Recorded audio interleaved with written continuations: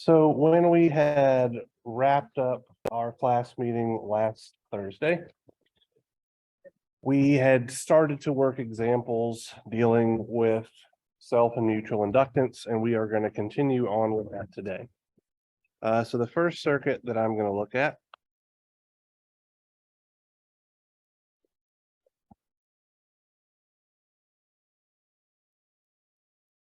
is this one, wherein we have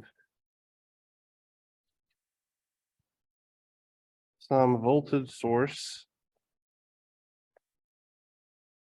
Vs of t connected to a 14 ohm resistor, which is in turn in series with a 100 microfarad capacitor.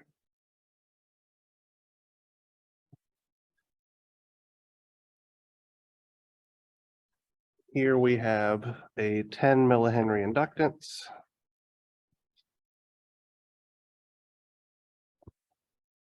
And the dot for this 10 millihenry inductance is going to be on top. Our coupled circuit contains a 30 millihenry inductance, dot on the bottom, connected in series to a 30 ohm resistor. And here will be a 10 ohm resistor. And our ultimate goal, actually one last thing here, there is a mutual inductance of 6 millihenries between these two inductors. And our ultimate goal is to find the power, average power absorbed by the 10 ohm resistor if Vs of t is given by 12 cosine 377 t volts. Okay. So the first thing that we are going to need to do is we're going to convert this circuit from the time domain into the frequency domain. So just as a quick refresh / review type thing, what is the impedance of a resistor? Just the resistance, absolutely right. The impedance of an inductance?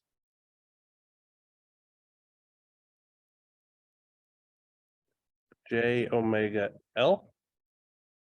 And the impedance of a capacitor? The inverse of J omega C. Absolutely right. Thank you, guys. So it's 1 over J omega C or negative J over omega C. They're both the exact same thing, but 1 over J is the same thing as negative J in the numerator. So you're both right. Just depends on how you want to look at it. All right, so in the frequency domain,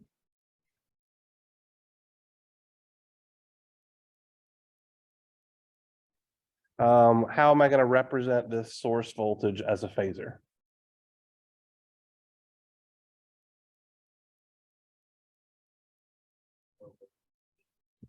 (12 ∠0°). Thank you.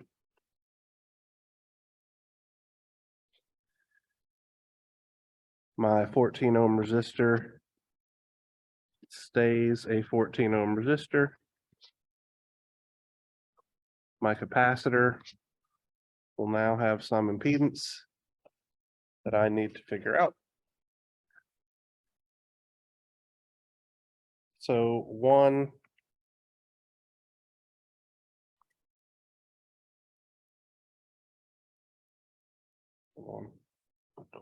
there we go. 1 over omega is 377 times 100 times 10 to the minus 6 I get that to be J 26.525, negative J 26.525 ohms. Excuse me.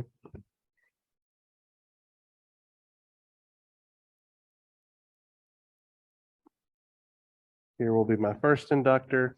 So that's going to be 377. Excuse me, I seem to have something in my throat. 377 times 10 times 10 to the minus 3. So J 3.77 ohms. Here's our dot.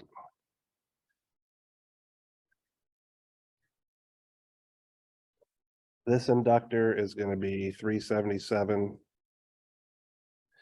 times 30 times 10 to the minus 3. Should be 3 times as large. So J 11.31 dot, excuse me, on bottom.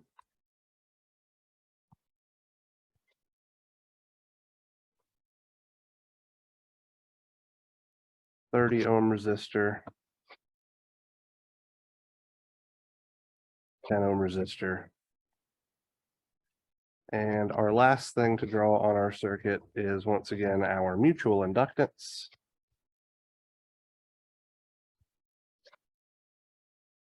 $377 times 6 times 10 to the minus 3. Which I get to be J 2.262 ohms.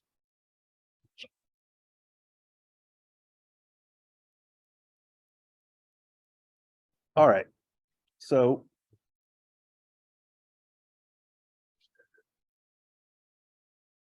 do we want, and I'm asking a general question here, the answer is entirely up to you. But for our J 377 ohm inductor, do we want the positive polarity terminal of the voltage drop to be on top or bottom? Completely arbitrary choice. Top, all right. So I'm going to call this voltage V1. Same question for the J 11.31 ohm inductor. Do we want the positive polarity to be on top or bottom? Bottom, okay. Sorry, this will be V2. For our mesh current in the left-hand circuit, do we want that current to flow clockwise or counterclockwise? Clockwise, okay. Excuse me. And for the mesh current in the right-hand loop, do we want that to flow clockwise or counterclockwise? Clockwise, all right.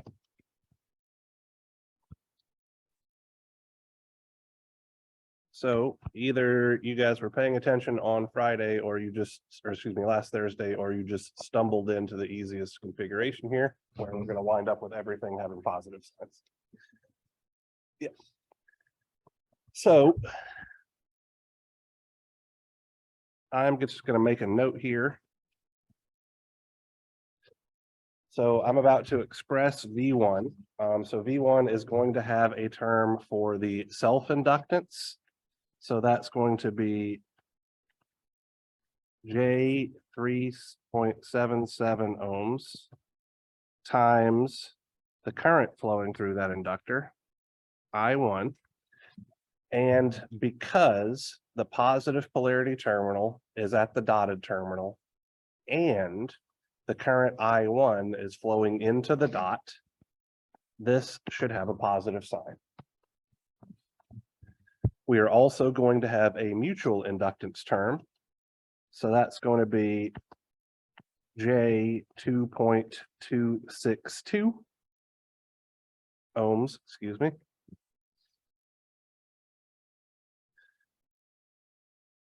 Times I2, because I2 is the only current flowing through coil 2. because the positive polarity terminal of V1 is at the dot for the first inductor, and the current I2 is flowing into the dotted terminal for inductor L2, this one also gets a plus sign. We can do something similar to define V2. So the positive polarity terminal voltage of V2 is at the dotted terminal of coil 2. So that means our our self-inductance term should have a plus sign. So that's going to look like positive J 11.31 ohms times I2. And for our mutual inductance term, once again, we're going to have that J 2.262 ohms from our mutual inductance. It's going to be multiplied by I1 now. And because the positive polarity terminal of the voltage V2 is at the dotted terminal of coil 2, and the current I1 is flowing into the dotted terminal of coil 1, this will also have a plus sign.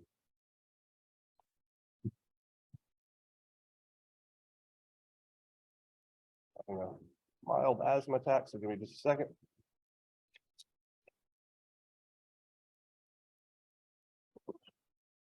All right, so from here, we simply need to write our Kirchhoff's voltage law equations around both of our meshes. So for our KCL at mesh number 1, starting at the bottom left-hand corner, I see the negative polarity terminal of my 12-volt source first. So this is going to look like negative 12 angle 0 degrees volts. Then I see my 14 ohm resistor in series with my minus J 26.525 ohm capacitance. I'm just going to lump those two terms together as a single impedance of 14 minus J 26.525 ohms. This will be multiplied by our mesh current I1.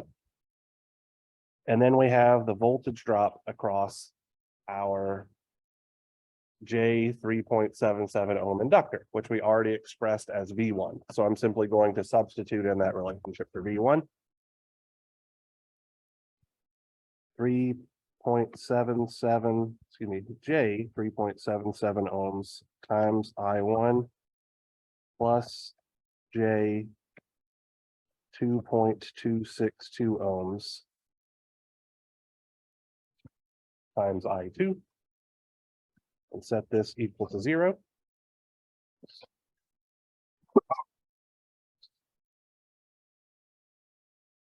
Now we're going to do KVL at mesh number 2.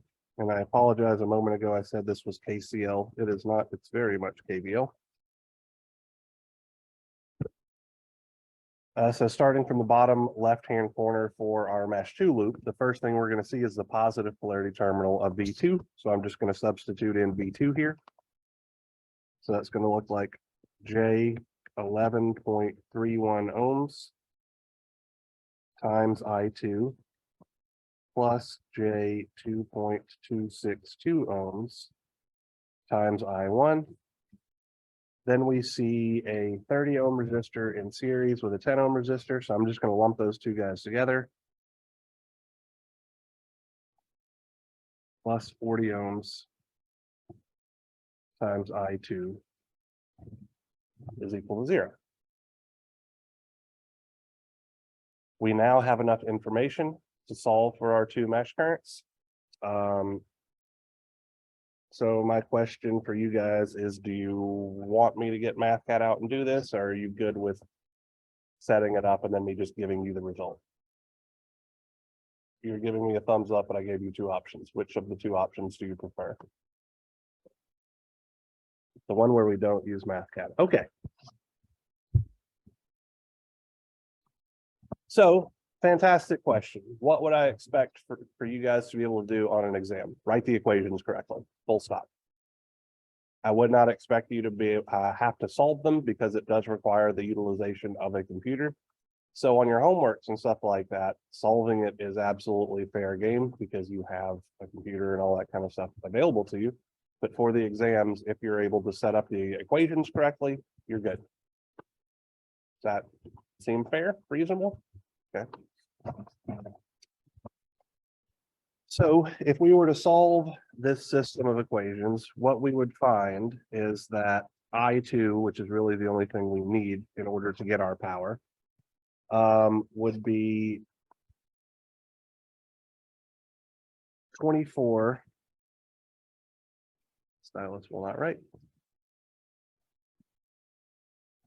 0.36 angle negative 47.6 degrees milliamps. So the average power absorbed by our resistor, P 10 ohms, is going to be 1/2 times 24.36 milliamps squared times our 10 ohms of resistance, which comes out to be 2.967 milliwatts.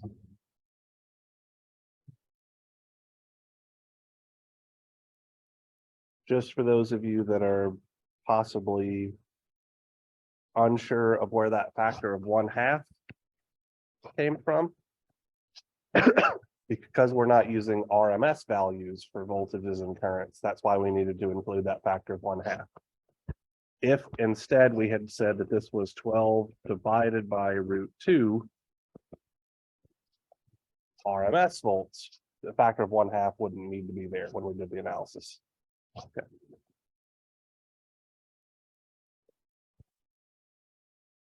All right. So you guys feel okay-ish about that example problem? Nothing particularly wild or crazy. So let's step things up a notch.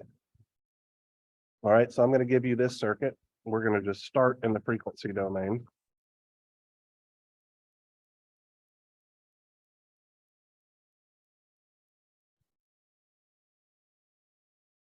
So let's say that I have a 96 angle 0 degrees volt source.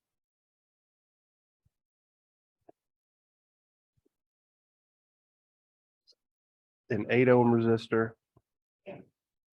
Bless you. A minus J4 ohm resistor.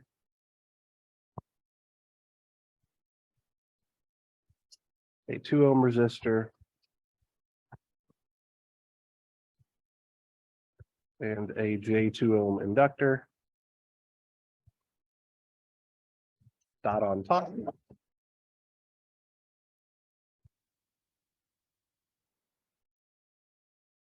And we have a secondary circuit containing a J6 ohm inductor. Dot on bottom. Connected to a 4 ohm inductor, or excuse me, 4 ohm resistor. A minus J6 ohm resistor. And a 2 ohm resistor like so. And our goal is to figure out what the voltage VO is here. And the mutual inductance between our two coupled inductors is J1 ohm.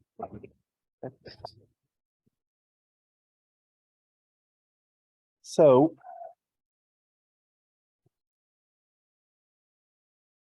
there are really two ways that we could approach this problem. The first way is we leave it exactly like it is, and we wind up having 4 mesh currents to deal with. And the second way is that we use our current level of circuits knowledge to simplify this circuit and break it down into a 2 mesh circuit, very similar to the one we just dealt with. So do you want to brute force this thing with 4 meshes, or do you want to simplify things? let's simplify things. I would prefer to simplify things as well. So I'm going to be able to make a simplification on the left-hand side of the circuit and on the right-hand side of the circuit. So let's deal with the left-hand side one first. Okay. So what I am going to do is I'm going to draw a pair of terminals here. I'm effectively going to find what the Thevenin equivalent circuit is with respect to that J2 ohm inductor, so that I can replace everything to the left of those terminals with a voltage source in series with some impedance, so that I'll have a simple single loop circuit. Okay. So I am finding the Thevenin equivalent of this thing, 96 angle 0 degrees volts, in series with an 8 ohm resistor. Here I have my negative J4 ohm capacitor.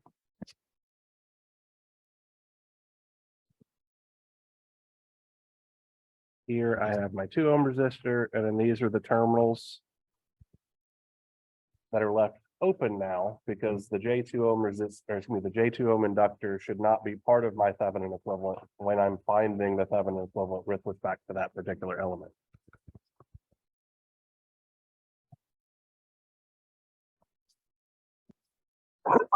Excuse me. So when we're finding the Thevenin equivalent circuit with respect to a particular element, we take that element physically out of the circuit. Okay, so that means we're going to leave behind an open circuited set of terminals that we're going to look into in order to find the Thevenin equivalent. So for this particular case, my Thevenin equivalent voltage can be found simply by using voltage division, right? So using voltage division, we're going to have 96 angle 0 degrees volts multiplied by negative J4 ohms divided by 8 minus J4 ohms.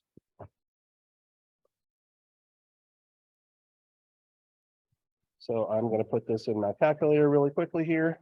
So 96 angle 0 times minus 4i over 8 minus 4i comes out to be 42.933 with an angle of negative 63.435 degrees volts. I'm half expecting a question here about voltage division. So does anybody have a question about what I just did?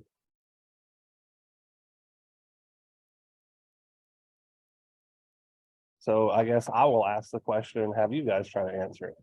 Why doesn't the 2 ohm resistor show up in our voltage division equation?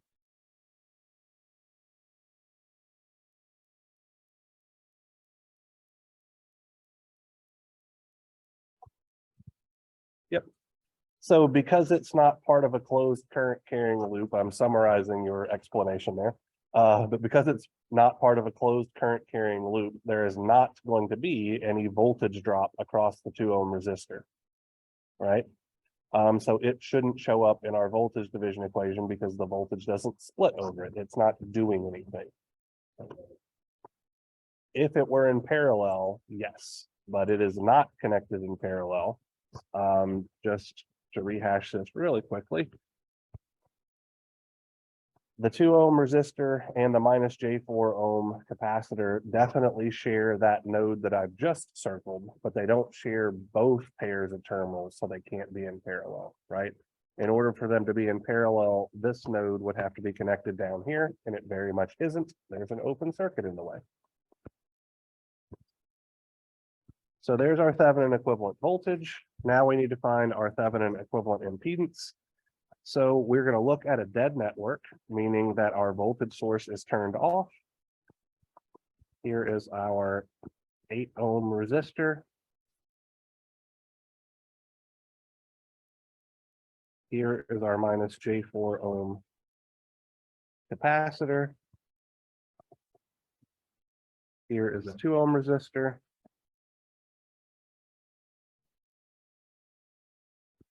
And we are going to look in through the open circuited terminals to find ZEQ, or let's call it ZPH so that we're consistent.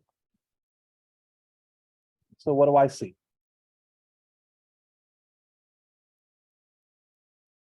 So the 2 ohm resistor is going to be in series with what?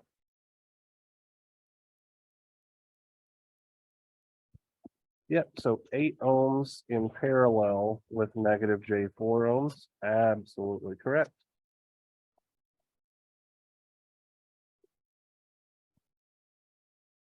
So I'm going to put that in my calculator really quickly. So 2 plus 8 times negative 4i over 8 minus 4i.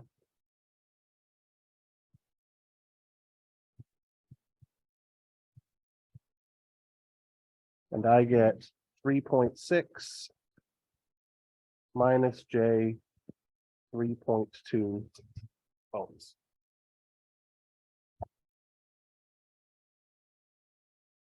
So while we're at these simplification things, let's go ahead and find,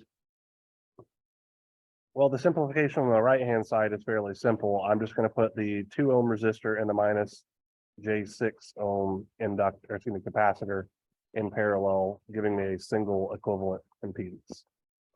So while we're doing that, so ZEQ is, sorry, negative J6 times 2 over 2 minus J6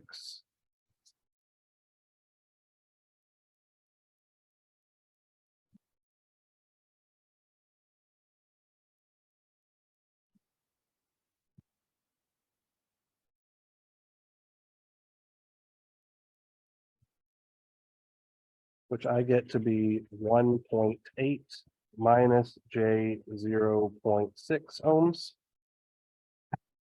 And using these simplifications, our circuit can be expressed as 42.933 with an angle of negative 63.435 degrees volts. This is in series with a 3.6 minus J 3.2 ohms generic impedance. Then we have our J2 ohm inductor dot on top. Our coupled circuit is a J6, let me put it on the other side here. J6 ohm inductor dot on bottom in series with a 4 ohm resistor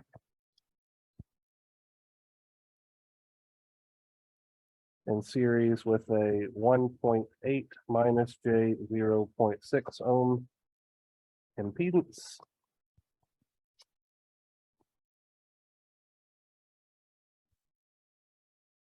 And here is the voltage that we're looking for. And before I forget to draw it, we definitely have a J1 ohm mutual impedance there as well.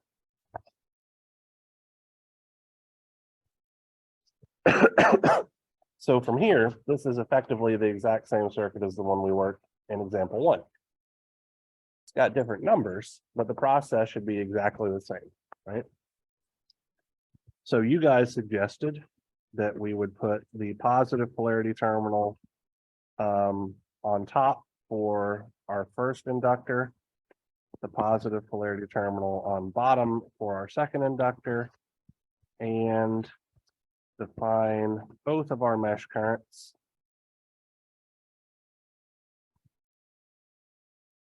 to be clockwise. That's what you did last time.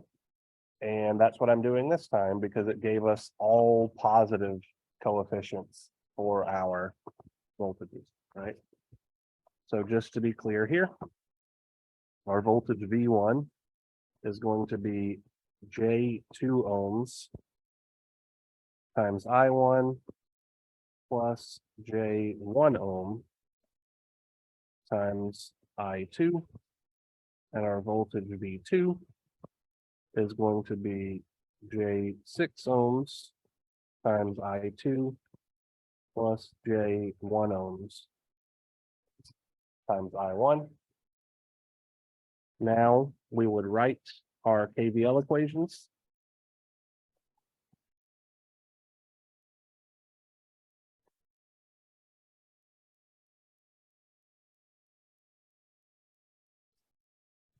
So that's going to look like negative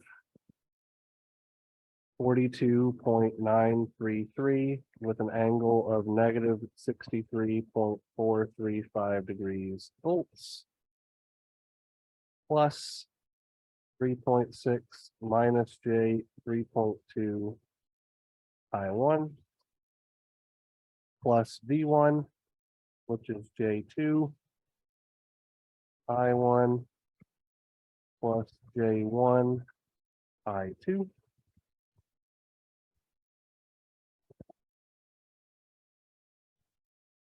KVL at mesh 2. We would have V2, which is J6 ohms times I2 plus J1 ohms times I1 plus 4 ohms times I2 plus 1.8 minus J 0.6 ohms times I2 is equal to 0. Solving this system, we could find that our voltage V0 is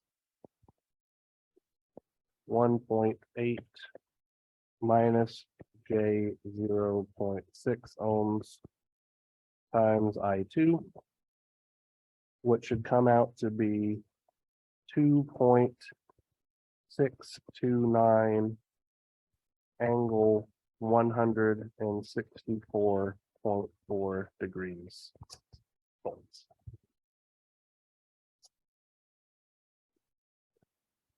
Excuse me.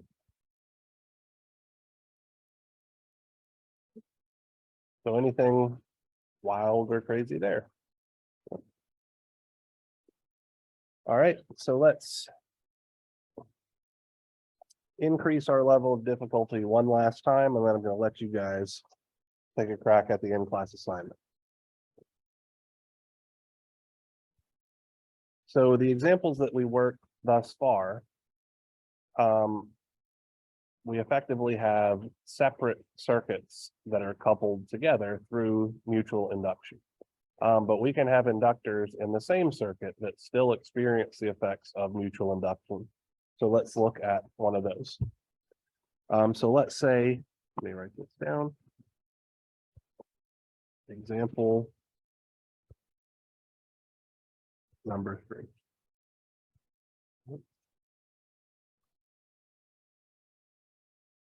So let's say that I have the following circuit.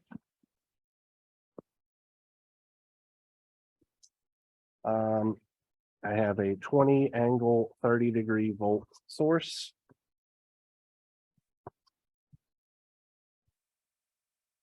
Here's a 2 ohm resistor.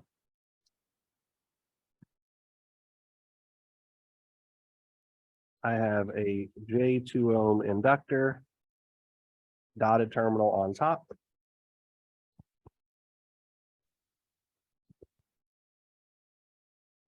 Up here, I have a 4 ohm resistor in series with a minus J2 ohm capacitor.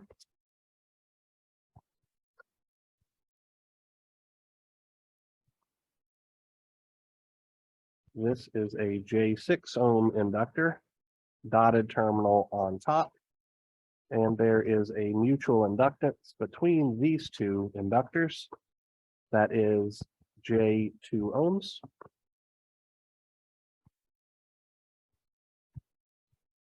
Over here, I have a 6 ohm resistor. Here is a J8 ohm inductor. And I'm trying to find this current IX through the inductance. And the inductor J8 ohms is not coupled to any of the other inductors in the circuit.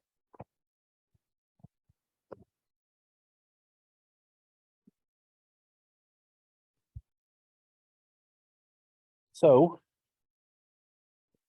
where do we want to put our positive polarity terminal for the J2 ohm inductor?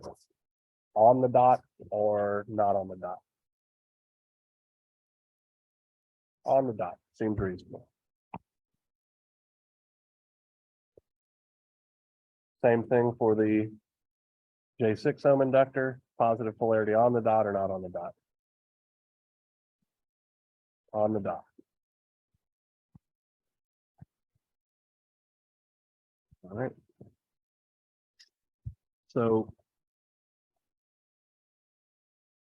I'm going to define all of my mesh currents in a clockwise direction. So that's I1, that's I2, and this is going to be I3.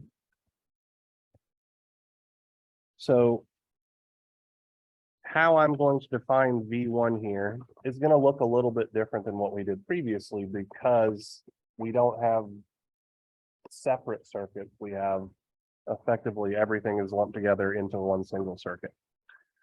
So I know that I'm going to have a self-inductance term. So I'm going to have V1 is equal to J2 ohms. And so what I'm going to do now, if I want this term to have a positive sign, is I'm going to find the total current flowing into the dotted terminal.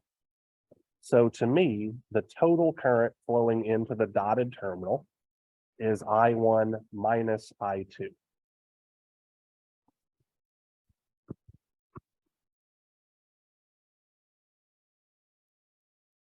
I'm also going to have a mutual inductance term. So our mutual inductance is also J2 ohms. And now I'm trying to find the total current flowing into the dotted terminal of our second coil, which to me looks like I2 minus I3.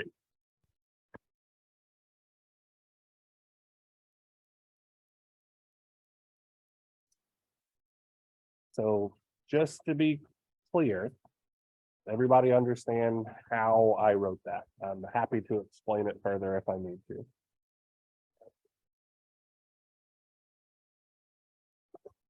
Because I3 is flowing through that inductor, right? So when we're looking for our mutual inductance term, it's the impedance of our mutual inductance, which is here, multiplied by the total current flowing into the dotted terminal of coil 2. So we're looking for this current down. That current down is I2 minus I3.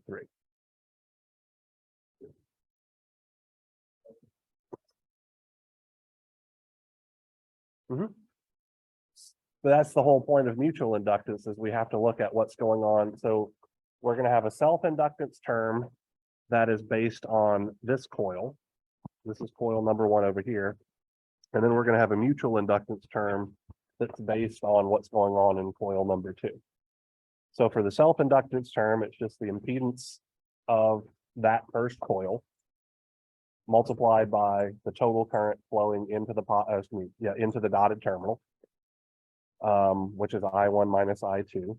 Then we have our mutual inductance term. The mutual inductance seen between those two coils was given to us as J2 ohms, and the total current flowing into the dotted terminal of our second coil is the current that gets multiplied by that mutual inductance term. So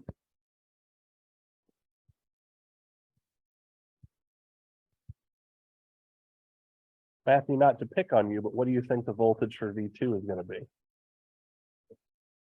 Yeah, so let's start with the self-inductance term, right?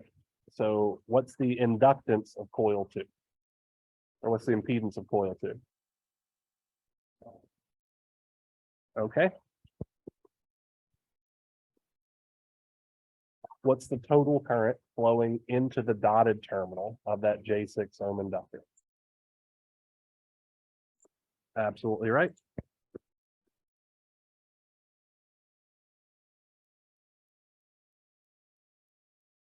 Now we're going to have our mutual inductance term. So what's the impedance of the mutual inductance?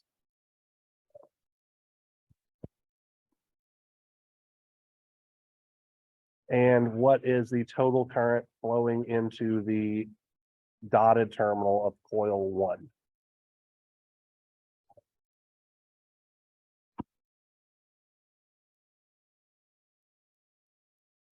Perfect.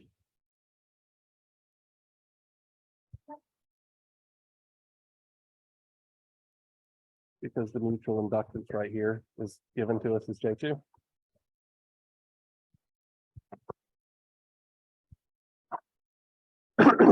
Any other questions about how we wrote those? All right. So now we're going to need to write 3 Kirchhoff's voltage law equations, one for mesh 1, one for mesh 2, one for mesh 3, and then solve those guys. So KVL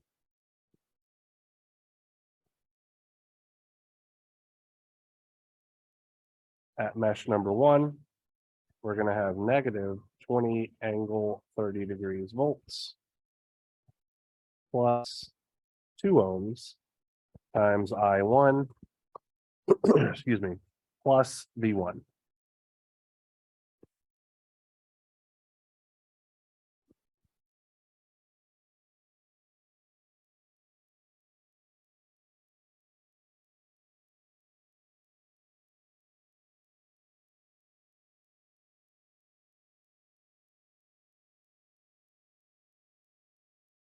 Is equal to 0. When we write our KVL at mesh 2, we're going to have negative V1. So I don't like having a bunch of negative signs here. So what I'm going to do to take care of that negative sign is I'm going to swap the order of I1 and I2 and I2 and I3. Because if I change the order of those 2 currents, it's the exact same thing as multiplying by a factor of negative 1. So that's going to look like J2 ohms times I2 minus I1 plus J2 ohms times I3 minus I2. Just to be clear, this whole thing right here is just negative V1. Then we have 4 in series with minus J2.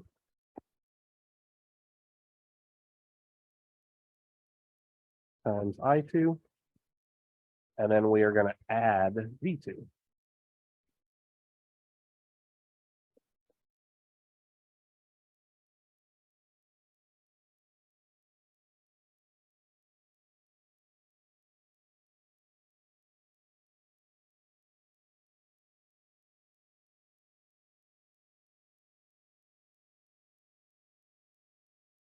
And then set this equal to 0.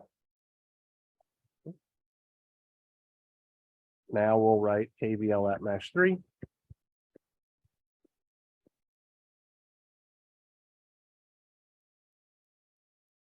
So the first thing that we're going to see is negative V2. So I'm going to do the exact same thing. I'm just going to change the order of the currents. It's the same thing as multiplying by negative 1.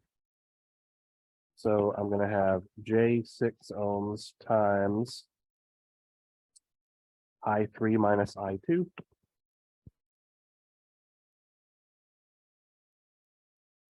plus J2 ohms times I2 minus I1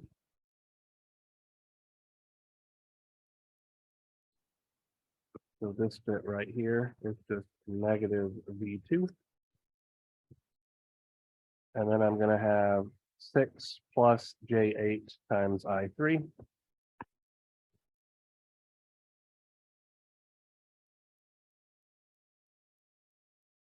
Is equal to 0. Solving this system, I would find that the Ix I'm looking for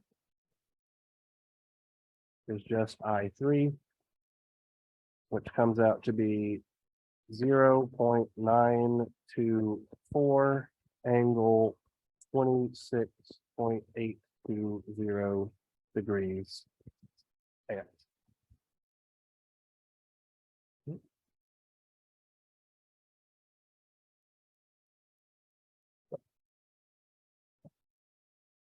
I have worked through setting up 3 example problems. We glossed over the use of MathCAD to solve them because we've done that before in this class.